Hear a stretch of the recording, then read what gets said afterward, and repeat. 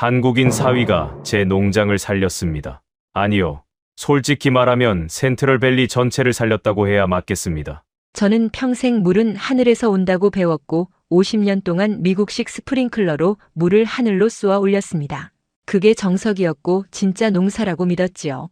하지만 비가 사라지자 그 물은 땅에 닿기도 전에 공중에서 사라졌습니다. 포도밭은 죽어가고 3대의 역사가 무너지고 있었습니다. 그때 한국인 사위가 말했습니다. 아버님, 물은 하늘이 아니라 땅 속으로 줘야 합니다. 비웃고 싶었지만 선택지는 하나뿐이었습니다. 바꾸거나 떠나거나. 그리고 몇 주 뒤 갈색 사막 한가운데 초록으로 살아남은 건 단 하나, 제 농장이었습니다. 구독과 좋아요는 아주 큰 힘이 됩니다. 지금 어디에서 듣고 계신지 댓글로 알려주세요. 그럼 지금 사연 시작하겠습니다. 저는 톰 해리슨입니다. 캘리포니아 센트럴 밸리에서 포도를 키우며 살아왔어요. 제 아버지도 이 땅에서 포도를 키웠고 그 아버지도 그랬죠. 우리 해리슨 가문은 3대째 이 밸리를 지키며 살아온 집안입니다. 물을 다루는 법으로 살아남아온 사람들이에요. 아버지는 늘 말씀하셨어요. 톰, 가뭄은 견딜 수 있어. 하지만 물을 모르는 놈은 못 견딘다. 그 말을 가슴에 새기고 50년을 살았습니다. 스프링클러 시스템을 설치하고 지하수를 끌어올리는 펌프를 관리하며 물 공급 스케줄을 철저히 지켰어요. 그렇게 하면 포도는 자랐고 수확은 이어졌습니다. 그런데 올해는 달랐습니다. 비가 완전히 사라졌어요. 겨울이 지나고 봄이 와도 하늘은 파랗기만 했죠. 5월이 되자 포도밭에 흙이 갈라지기 시작했어요. 손가락 2개가 들어갈 만큼 깊은 틈이 생겼습니다. 포도나무의 잎은 가장자리부터 갈색으로 변하며 말려 올라갔어요. 저는 매일 아침 5시에 일어나 스프링클러를 최대 출력으로 돌렸습니다. 물을 하늘 높이 뿌렸어요. 하지만 물은 땅에 닿기도 전에 공중에서 증발했습니다. 뜨거운 공기가 물방울을 삼켜버렸죠. 벨라가 전화를 걸어온 건 그 즈음이었습니다. 아빠, 이번 주말에 갈게요. 민재랑 같이요. 10년 전 로스앤젤레스로 떠난 딸이었어요. 1년에 2-3번 정도만 오는 아이였죠. 그래, 와라. 농장은 괜찮아요? 다 괜찮지. 거짓말이었어요. 하지만 딸에게 걱정 끼치고 싶지 않았습니다. 금요일 오후 먼지를 일으키며 픽업트럭 한 대가 들어왔습니다. 벨라가 조수석에서 내렸고 민재가 운전석에서 나왔어요. 민재는 여전히 손이 깨끗했습니다. 흙 한 점 묻지 않은 손이었죠. 아버님, 안녕하세요. 민재가 공손하게 인사했어요. 저는 고개만 끄덕였습니다. 4년 전 벨라가 이 남자와 결혼하겠다고 했을 때 저는 반대했었어요. 농사도 모르는 연구원이 제 딸과 맞을 리 없다고 생각했죠. 벨라가 포도밭을 둘러보더니 얼굴이 굳었습니다. 아빠, 이게 뭐예요? 포도나무가 거의 다 죽어가잖아요. 괜찮다니까. 물만 주면 돼. 물을 주고 있는데 왜 이 모양이에요? 저는 화가 났습니다. 50년 농사 지은 사람한테 10년 만에 와서 이러쿵저러쿵 하는 게 기분 나빴죠. 내가 뭘 알아? 벨라가 입을 다물었어요. 민재가 조용히 말했습니다. 아버님, 제가 밭을 좀 둘러봐도 될까요? 맘대로 해. 저는 그렇게 말하고 집 안으로 들어갔습니다. 창문 너머로 민재가 포도나무 사이를 걷는 게 보였어요. 무릎을 꿇고 흙을 만져보고 잎을 살펴보더니 뭔가를 메모했습니다. 그 모습이 마음에 들지 않았어요. 제 밭을 마치 연구 대상처럼 보는 것 같았죠. 저녁 식사 때 민재가 입을 열었습니다. 아버님, 관계 방식을 바꿔보시는 건 어떨까요? 바꾸라고? 뭘? 스프링클러 대신 점적 관수 시스템을 사용하시면. 저는 포크를 내려놓았어요. 50년 동안 이 방식으로 농사지었어. 문제 없었고. 하지만 올해는 다르지 않습니까? 내가 농사가 뭔지 알기나 해. 벨라가 끼어들었습니다. 아빠, 민재 말 좀 들어봐요. 연구가 농사야?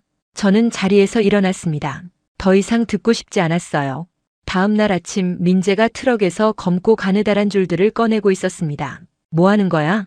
시험 삼아 작은 구역에만 깔아보려고 합니다. 내 허락도 안 받고? 죄송합니다. 하지만 이대로 두면 포도나무가 다 죽습니다. 저는 화가 머리끝까지 났어요. 하지만 말리지 않았습니다. 어차피 소용없을 거라고 생각했거든요.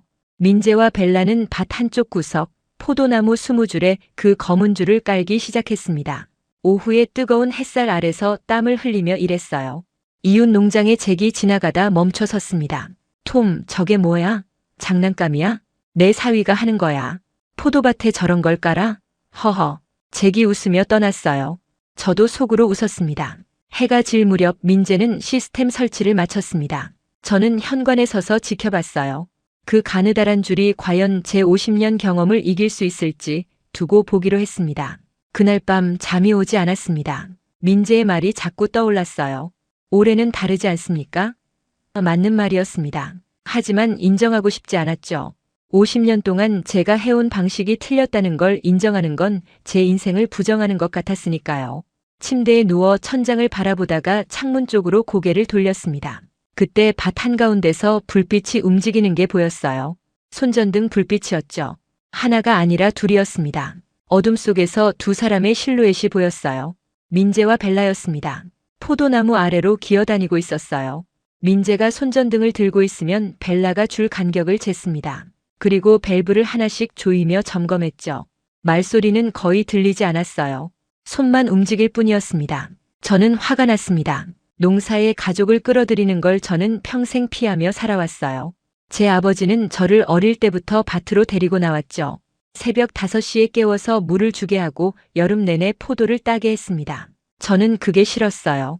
그래서 벨라만큼은 그렇게 키우지 않으려고 했죠. 벨라가 대학에 가고 싶다고 했을 때 저는 흔쾌히 보냈습니다. 로스앤젤레스로 떠날 때도 말리지 않았어요.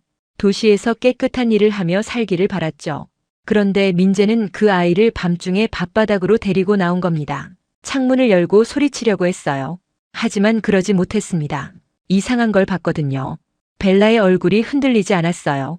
손전등 불빛에 비친 딸의 얼굴은 진지했습니다. 10년 전 도시로 떠났던 그 아이, 흙 묻히는 걸 싫어하던 그 아이의 얼굴이 아니었어요. 무릎을 꿇고 포도나무 아래를 기어다니며 한 줄 한 줄 확인하는 모습이 낯설었습니다. 민재가 뭔가를 가리키자 벨라가 고개를 끄덕였어요. 그리고 작은 공구를 꺼내 밸브를 조였습니다. 두 사람은 마치 오래전부터 함께 일해온 것처럼 자연스러웠죠. 저는 창문을 닫고 침대로 돌아왔습니다. 하지만 잠은 더 오지 않았어요. 딸이 무릎을 꿇고 포도나무 아래를 기어다니던 그 모습이 머릿속에서 떠나지 않았습니다. 새벽 2시쯤 다시 창문을 열어봤어요. 여전히 불빛이 움직이고 있었습니다. 미친 짓이야. 저는 중얼거렸죠. 하지만 속으로는 알고 있었어요. 저렇게까지 하는 사람들을 막을 수는 없다는 걸요. 다음 날 아침 저는 일찍 일어나 밭으로 나갔습니다. 민재가 깔아놓은 검은 줄들을 살펴봤어요. 정확히 배치되어 있었습니다. 포도나무 뿌리에서 30cm 떨어진 곳에 평행하게 깔려 있었죠. 작은 밸브들이 일정한 간격으로 달려 있었어요. 밤새 점검했어? 아침 식사 때 제가 물었습니다. 네, 아버님. 시스템이 제대로 작동하는지 확인해야 해서요. 벨라까지 데리고 나갈 필요는 없었잖아. 벨라가 대신 대답했어요. 제가 도우고 싶어서 나간 거예요, 아빠. 넌 농사를 싫어했잖니. 싫어했던 게 아니에요. 몰랐던 거죠. 벨라의 눈빛이 예전과 달랐습니다. 확신에 찬 눈빛이었죠. 저는 더 이상 말하지 않았습니다. 커피를 마시며 생각했어요. 제가 막으려던 게 사실은 벨라의 선택이었다는 걸요. 그날 저녁 민재가 시스템을 가동했습니다. 펌프가 조용히 돌아가기 시작했어요. 스프링클러처럼 시끄럽지 않았습니다.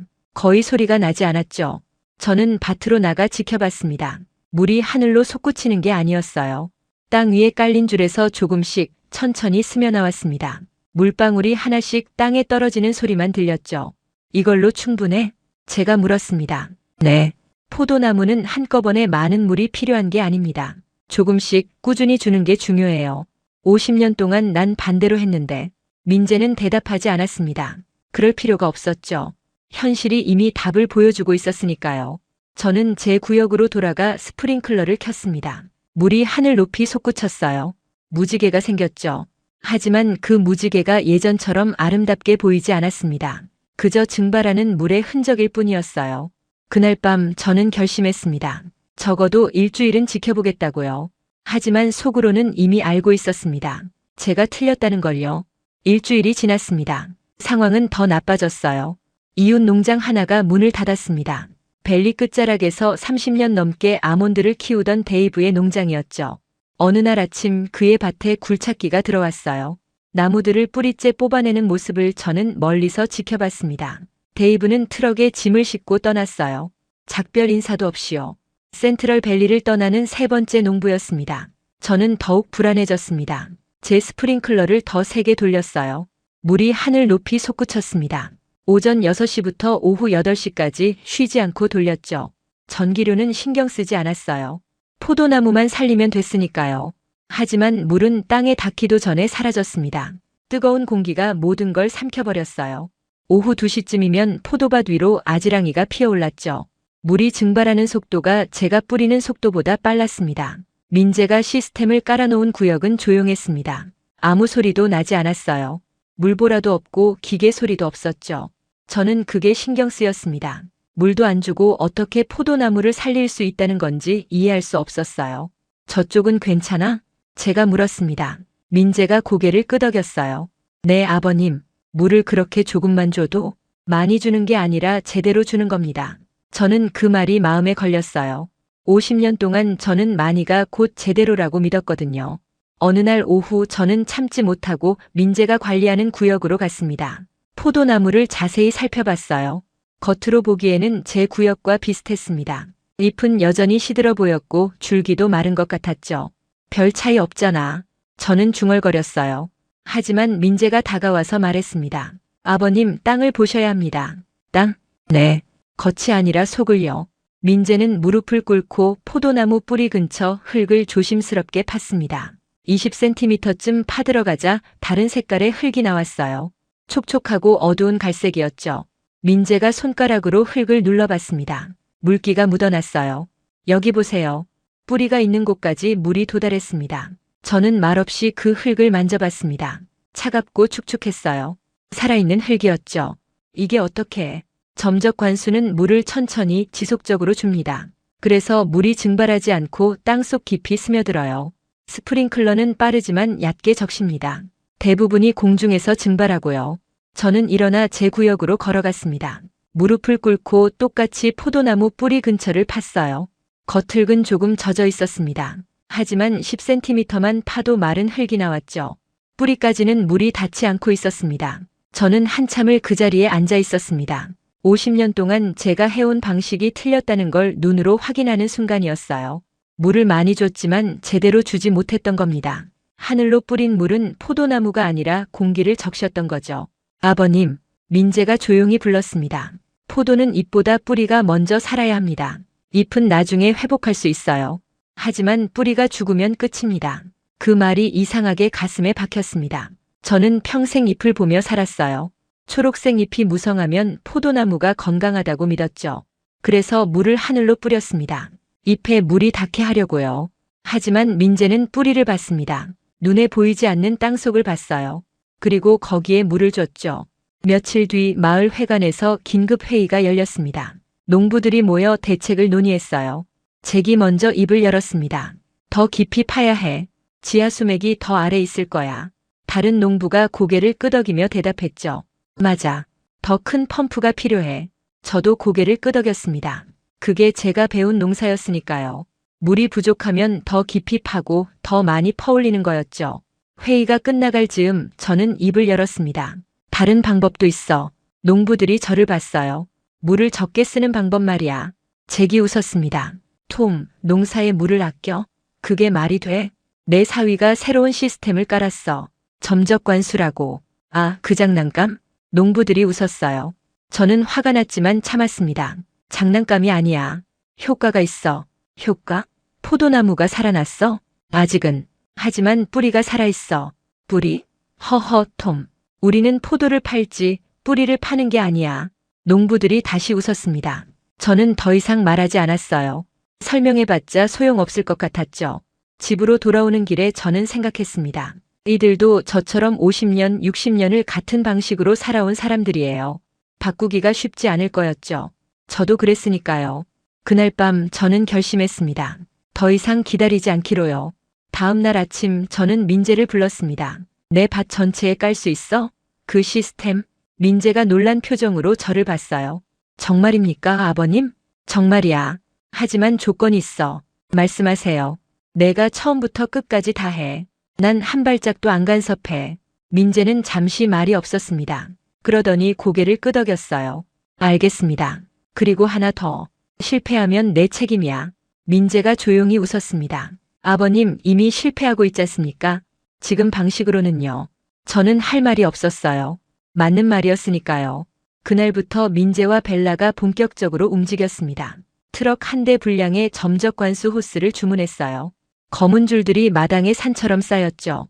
이게 다 필요해? 네. 포도나무 한 줄당 호스 한 줄이 필요합니다. 돈이 얼마야? 신경 쓰지 마세요. 제가 부담할게요. 저는 기분이 이상했어요. 사위가 장인 농장에 돈을 쓴다는 게 자존심이 상했죠. 하지만 뭐라 말할 수가 없었습니다. 제가 먼저 부탁한 일이었으니까요. 설치 작업은 생각보다 오래 걸렸습니다. 포도나무 한 줄 한 줄 사이에 호스를 깔아야 했어요. 거리를 정확히 재고 밸브 위치를 계산하고 메인 라인과 연결해야 했죠. 민재는 노트북을 들고 다니며 뭔가를 계속 기록했습니다. 뭐 하는 거야? 물 공급량을 계산하고 있습니다. 포도나무 상태별로 다르게 줘야 해서요. 상태별로? 그냥 똑같이 주면 안 돼? 안 됩니다. 어떤 나무는 뿌리가 깊고 어떤 나무는 얕아요. 다 다르게 관리해야 합니다. 저는 고개를 저었어요. 50년 동안 저는 모든 나무에 똑같이 물을 줬습니다. 그게 공평하다고 생각했죠. 하지만 민재는 공평이 아니라 필요한 만큼을 중요하게 봤어요. 일주일째 되는 날 문제가 생겼습니다. 펌프가 멈춘 겁니다. 민재가 새로 설치한 펌프였어요. 모터에서 연기가 났습니다. 이것 봐. 새 펌프도 못 버티잖아. 저는 소리쳤어요. 내가 뭘 했어. 이 가뭄을 이길 수 없다고. 민재가 다가와 펌프를 살펴봤습니다. 얼굴이 굳었어요. 제가 잘못 계산했습니다. 압력을 너무 높게 설정했어요. 잘못 계산했다고? 죄송합니다, 아버님. 민재가 고개를 숙였습니다. 저는 화가 났어요. 아니, 솔직히 말하면 속으로 안도했습니다. 역시 안 되는구나. 라고 생각했죠. 하지만 민재는 포기하지 않았습니다. 그날 밤 민재는 차를 몰고 어디론가 떠났어요. 새벽 3시에 돌아왔습니다. 트럭에는 새 펌프가 실려 있었죠. 어디서 구했어? 프레즈노까지 갔다 왔습니다. 24시간 여는 농기구 매장이 있어요. 밤중에 시간을 낭비할 수 없었습니다. 민재는 새벽부터 펌프를 교체했습니다. 벨라도 함께 일했어요. 저는 현관에 서서 지켜봤습니다. 도와주고 싶지 않았어요. 아니, 도와줘야 할지 말아야 할지 몰랐죠. 해가 뜰 무렵 민재가 펌프를 가동했습니다. 이번에는 제대로 작동했어요. 압력을 낮췄습니다. 점적 관수는 높은 압력이 필요 없어요. 저는 고개를 끄덕였습니다. 말없이요. 그날 오후 잭이 찾아왔습니다. 톰, 들었어. 내 밭 전체에 그 시스템을 깐다며? 그래. 미쳤어? 그거 실패하면 어쩌려고? 실패하면 실패하는 거지. 지금도 실패하고 있는데 뭐. 잭이 고개를 저었어요. 넌 변했어, 톰. 변한 게 아니야. 늙은 거지. 늙으면 더 고집스러워지는 법인데. 그래서 고집 꺾은 거야. 잭은 웃지 않았습니다. 그냥 제 어깨를 두드리고 돌아갔어요. 그의 뒷모습이 쓸쓸해 보였습니다. 2주가 지났습니다. 민재와 벨라는 마침내 설치를 완료했어요. 제 포도밭 전체에 검은 줄들이 거미줄처럼 깔렸습니다. 포도나무 줄 사이마다 호스가 누워 있었고 작은 밸브들이 일정한 간격으로 달려 있었죠. 이제 가동합니다. 민재가 말했습니다. 저는 고개를 끄덕였어요. 민재가 메인 밸브를 열었습니다. 펌프가 돌아가기 시작했어요. 하지만 아무 소리도 들리지 않았습니다. 스프링클러처럼 웅장한 소리도 물이 솟구치는 소리도 없었죠. 저는 밭을 걸었습니다. 포도나무 사이사이를 천천히요. 호스에서 물방울이 하나씩 떨어지는 소리만 들렸습니다. 땅이 그 물을 조용히 삼켰어요. 50년 동안 제가 만들어 온 무지개는 없었습니다. 하늘로 솟구치는 물줄기도 없었어요. 그저 조용하고 느린 움직임만 있었죠. 이게 정말 효과가 있을까? 저는 중얼거렸습니다. 민재가 대답했어요. 시간이 증명할 겁니다, 아버님. 저는 고개를 끄덕였습니다. 이제 기다리는 수밖에 없었죠. 3주가 지났습니다. 아침마다 저는 밭을 걸었어요. 포도나무를 살피며 변화를 찾으려고 했죠. 하지만 눈에 띄는 건 없었습니다. 잎은 여전히 시들어 보였고 줄기도 생기가 없었어요. 아무것도 안 변했잖아. 제가 민재에게 말했습니다. 땅속을 보셔야 합니다, 아버님. 또 땅속? 네. 변화는 항상 보이지 않는 곳에서 먼저 시작됩니다. 저는 민재를 따라 포도나무 한 그루 앞에 섰습니다. 민재가 삽으로 조심스럽게 흙을 파기 시작했어요. 20cm, 30cm. 뿌리가 보이기 시작했습니다. 뿌리가 달랐어요. 3주 전에 봤던 마르고 갈라진 뿌리가 아니었습니다. 촉촉하고 탄력 있는 흰색 뿌리였어요. 작은 뿌리털들이 살아있었죠. 이게 저는 말을 잇지 못했습니다. 뿌리가 회복되고 있습니다. 이제 잎도 곧 따라올 겁니다.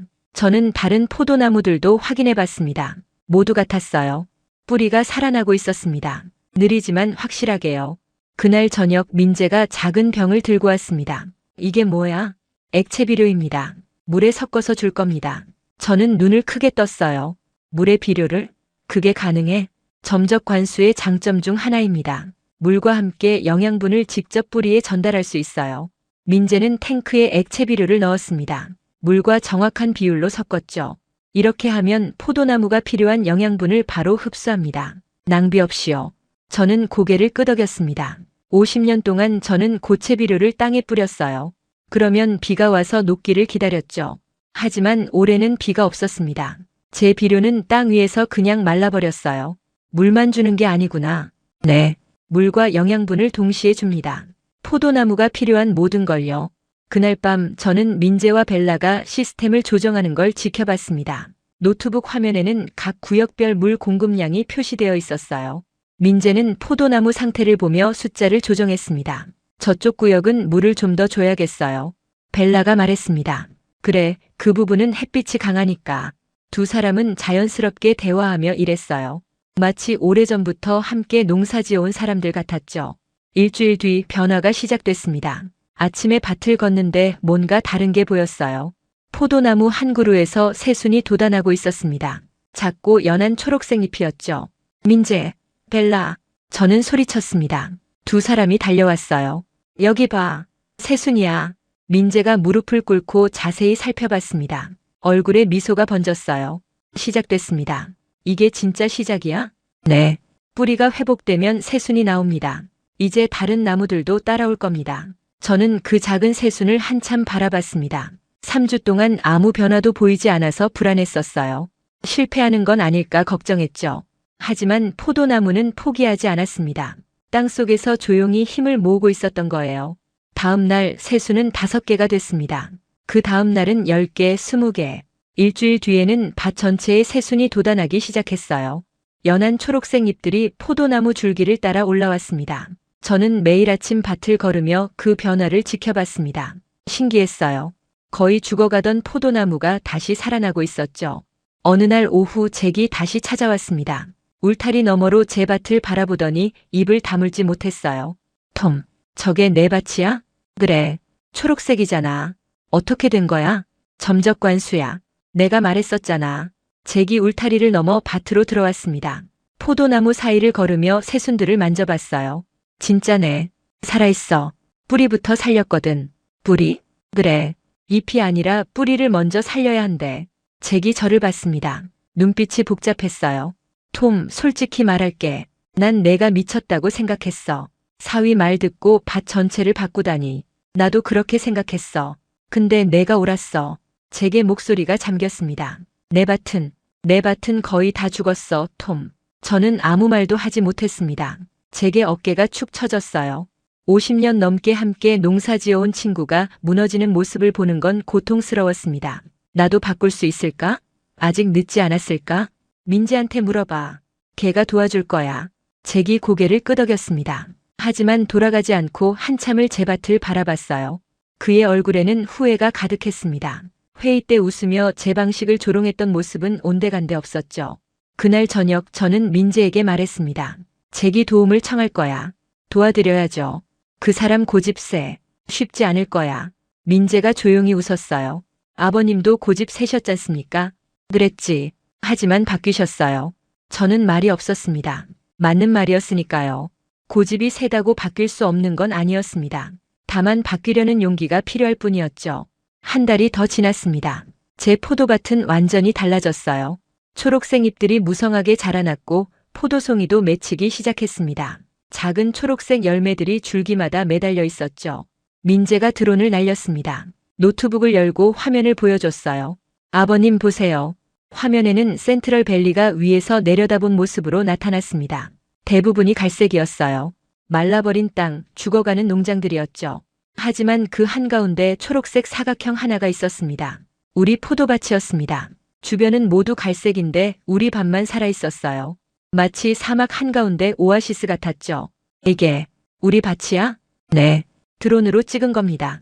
저는 말을 잇지 못했습니다. 화면 속 초록색 사각형이 믿기지 않았어요. 2달 전만 해도 갈색이었던 그곳이었죠. 저장해도 돼? 물론이죠. 민재가 파일을 저장했습니다. 저는 그 사진을 한참 바라봤어요. 50년 농사를 지으면서 이런 광경은 처음이었습니다. 주변 모든 밭이 죽어가는데 우리 밭만 살아있다는 게요. 그날 오후 이웃 농부들이 하나둘 찾아오기 시작했습니다. 먼저 온 사람은 잭이었어요. 그는 민재를 만나자마자 고개를 숙였습니다. 도와주세요. 민재가 잭의 밭을 둘러봤습니다. 포도나무 대부분이 죽어 있었어요. 하지만 일부는 아직 살아있었죠. 늦지 않았습니다. 살릴 수 있어요. 정말입니까? 네. 하지만 시간이 없습니다. 바로 시작해야 해요. 그날부터 민재는 잭의 밭에도 시스템을 깔기 시작했습니다. 벨라도 함께 도왔어요. 저는 옆에서 지켜보며 조언했죠. 저 부분은 햇빛이 강해. 물을 좀 더 줘야 할 거야. 감사합니다, 아버님. 민재가 웃으며 대답했습니다. 저는 이상한 기분이 들었어요. 제가 민재에게 조언하고 있다는 게요. 2달 전만 해도 제가 민재한테 배우는 입장이었는데 말이죠. 일주일 뒤 또 다른 농부가 찾아왔습니다. 그 다음 주에는 2명이 더 왔어요. 톰, 우리도 그 시스템을 깔고 싶어. 민재한테 물어봐. 걔가 다 해줄 거야. 민재는 거절하지 않았습니다. 모든 농부들을 도왔어요. 낮에는 밭을 다니며 시스템을 설치하고 밤에는 노트북으로 물 공급량을 계산했습니다. 너무 무리하는 거 아니야? 제가 물었습니다. 괜찮습니다. 이렇게 해야 센트럴밸리가 살아납니다. 내일도 아닌데. 민재가 저를 봤어요. 이제 제 일입니다. 아버님 밭도 제 밭이고 잭 아저씨 밭도 다른 분들 밭도 모두 제가 지켜야 할 땅입니다. 저는 민재의 눈을 봤습니다. 4년 전 처음 봤을 때의 그 어색한 청년이 아니었어요. 이제 그는 농부였습니다. 진짜 농부였죠. 어느 날 저녁 벨라가 제게 다가왔습니다. 아빠, 우리 여기서 살까 해요. 여기서? 로스앤젤레스 말고? 네. 민재가 농장을 하나 사고 싶대요. 점적 관수 농법을 전문으로 하는 농장이요. 저는 놀랐습니다. 정말? 네. 아빠가 은퇴하시면 이 농장도 물려받고 싶대요. 그래도 되죠? 그거야. 당연하지. 저는 말을 더 잇지 못했습니다. 벨라가 돌아온다는 게, 이 땅에서 계속 살겠다는 게 믿기지 않았어요. 10년 전 떠날 때 그 아이는 다시는 안 돌아올 것 같았거든요. 고마워, 아빠. 뭐가? 민재 말을 들어줘서요. 처음에 반대하실 줄 알았어요. 난 반대했어. 진짜로. 알아요. 근데 결국 들어주셨잖아요. 벨라가 웃으며 말했습니다. 그게 아빠의 강점이에요. 고집스럽지만 틀렸다는 걸 알면 바꿀 수 있는 용기가 있어요. 저는 아무 말도 하지 못했습니다. 딸이 저를 그렇게 봐줄 줄 몰랐어요. 6월 말 센트럴밸리에 기적처럼 비가 내렸습니다. 짧은 소나기였어요. 30분 정도 내리고 그쳤죠. 하지만 그것만으로도 충분했습니다. 농부들이 밖으로 나와 하늘을 바라봤어요. 누군가는 울었고 누군가는 웃었습니다. 저는 민재와 함께 밭에 서 있었습니다. 빗방울이 얼굴에 떨어졌어요. 비야. 제가 중얼거렸습니다. 네. 이제 스프링클러 다시 돌려도 되겠네. 민재가 저를 봤습니다. 정말 그러실 겁니까? 저는 웃었어요. 농담이야. 이제 그 방식으로는 안 돌아가. 왜요? 효율이 떨어지잖아. 물도 많이 쓰고 증발도 많이 되고. 민재가 웃었습니다. 많이 배우셨네요.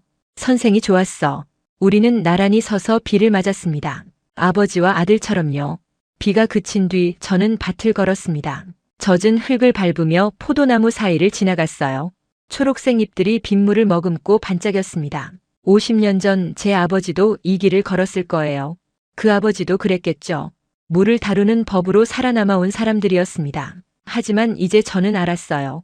물을 다룬다는 건 물을 이기는 게 아니라는 걸요. 물과 함께 살아가는 거였습니다. 하늘과 싸우는 게 아니라 땅과 협력하는 거였죠. 민재가 가르쳐 준 건 새로운 기술만이 아니었습니다. 새로운 눈으로 세상을 보는 법이었어요. 겉이 아니라 속을 보는 것, 빠른 것보다 느리지만 확실한 것을 선택하는 것, 그리고 틀렸다는 걸 알았을 때 바꿀 수 있는 용기였습니다. 저는 현관으로 돌아왔습니다. 민재와 벨라가 노트북 앞에 앉아 있었어요. 다음 주에 설치할 농장 지도를 보고 있었죠. 저녁 먹어. 제가 말했습니다. 네, 아버님. 금방 갈게요. 민재가 대답했어요. 저는 부엌으로 들어가며 생각했습니다. 이제 이 땅은 끝나지 않았다고요. 아니, 새로 시작하는 것인지도 모른다고요. 수확철이 왔습니다. 8월 말 포도가 익기 시작했어요. 초록색이던 열매가 점점 보라색으로 변했습니다. 저는 매일 아침 포도송이를 살펴봤어요. 당도를 체크하고 색깔을 확인했죠. 올해 수확은 어떨 것 같아? 잭이 물었습니다. 그의 밭도 이제 초록색이었어요. 민재 덕분에요. 좋을 거야. 아주 좋을 거야. 저는 자신 있게 대답했습니다. 하지만 다른 농장들은 달랐어요. 점적 관수 시스템을 설치하지 못한 농장들은 거의 빈손이었죠. 포도가 열리지 않았거나 열려도 너무 작고 시들었습니다. 9월 첫째 주 수확을 시작했습니다. 일꾼들이 밭으로 들어왔어요. 포도송이를 하나씩 따서 상자에 담았죠. 저는 그 모습을 지켜봤습니다. 포도가 달랐어요. 크기도 컸고 색깔도 진했습니다. 무엇보다 탄탄했어요. 가뭄을 이겨낸 포도였죠. 아버님 보세요. 민재가 포도송이 하나를 들고 왔습니다. 당도가 24브릭스입니다. 아주 높아요. 24? 정말? 네. 물을 적게 줬더니 포도가 더 달아졌습니다. 저는 놀랐습니다. 평소에는 20브릭스 정도였거든요. 물을 적게 줘서 더 달아진다는 게 신기했어요. 스트레스를 받으면 식물은 열매에 더 많은 당분을 축적합니다. 민재가 설명했어요. 적당한 스트레스는 오히려 품질을 높여요. 물론 너무 많으면 죽지만요. 저는 고개를 끄덕였습니다. 50년 동안 저는 포도나무에게 스트레스를 주지 않으려고 했어요. 물을 많이 주고 비료를 많이 주고 모든 걸 풍족하게 해줬죠. 하지만 민재는 달랐습니다. 필요한 만큼만 줬어요. 그게 오히려 포도를 강하게 만들었죠. 일주일 뒤 와이너리 바이어가 찾아왔습니다. 키가 크고 안경을 쓴 남자였어요. 나파밸리에서 왔다고 했죠. 톰 씨, 포도를 좀 봐도 될까요? 물론이죠. 바이어가 포도를 하나 따서 입에 넣었습니다. 씹어보고는 눈을 크게 떴어요. 이게 센트럴 밸리 포도 맞습니까? 맞습니다. 믿을 수가 없네요. 당도가 엄청나요. 그리고 이 탄닌 구조. 바이어가 다른 포도송이도 확인했습니다. 하나하나 만져보고 냄새를 맡았어요. 전량 사고 싶습니다. 전량요? 네. 파운드당 3달러 50센트예요. 저는 귀를 의심했습니다. 작년에는 파운드당 2달러였거든요. 3달러 50센트? 네. 이 품질이면 프리미엄 와인을 만들 수 있어요. 가뭄 때문에 다른 농장들은 다 망했는데 당신 포도는 오히려 더 좋아졌어요. 바이어가 계약서를 꺼냈습니다. 내년에도 같은 조건으로 계약하고 싶습니다. 저는 민재를 봤어요. 민재가 조용히 웃었습니다. 아버님이 결정하세요. 저는 계약서에 서명했습니다. 50년 농사를 지으면서 이런 가격은 처음이었어요. 바이어가 떠나고 나서 저는 민재에게 물었습니다. 내 덕분이야. 아닙니다. 아버님 포도나무가 강했던 겁니다. 강한 게 아니라 죽어가고 있었어. 뿌리가 살아있었어요. 그래서 회복할 수 있었죠. 저는 밭을 바라봤습니다. 일꾼들이 포도를 따는 모습이 보였어요. 상자가 쌓여가고 있었죠. 이제 어떻게 할 거야? 제가 물었습니다. 뭘요? 다른 농장들 말이야. 점적 관수를 못 가른 곳들. 민재가 잠시 생각하더니 대답했어요. 가을에 시작하면 내년에는 수확할 수 있습니다. 지금 설치해야 해요. 다 도와줄 수 있어? 벨라랑 같이 하면 가능합니다. 저는 고개를 끄덕였습니다. 좋아. 그렇게 하자. 그날 저녁 저는 마을 회관으로 갔습니다. 농부들을 모았어요. 여러분 들으세요. 저는 드론 사진을 보여줬습니다.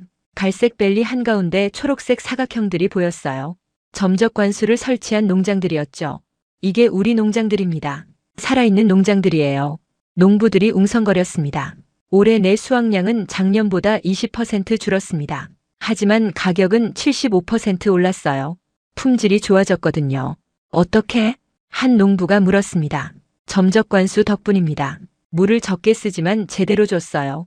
뿌리까지요. 저는 민재를 앞으로 불렀습니다. 내 사위가 여러분을 도울 겁니다. 가을에 시스템을 깔면 내년에는 수확할 수 있어요. 농부들이 서로를 봤습니다. 망설이는 얼굴들이었어요. 돈이 얼마나 들어요?